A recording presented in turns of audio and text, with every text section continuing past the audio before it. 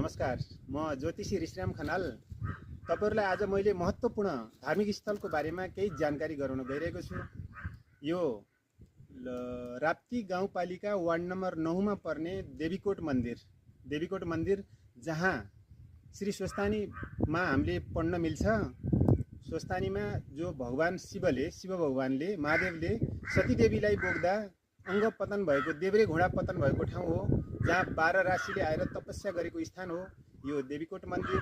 यहाँ आएर तपाईहरुले पुण्य लाभ लिन सक्नुहुन्छ। यो स्थान भनेको अत्यन्तै सकारात्मक ऊर्जाशील स्थान हो र यो मलाई लाग्छ हाम्रो यो राप्ती गाउँपालिकाको सबभन्दा महत्त्वपूर्ण स्थान रहेको छ।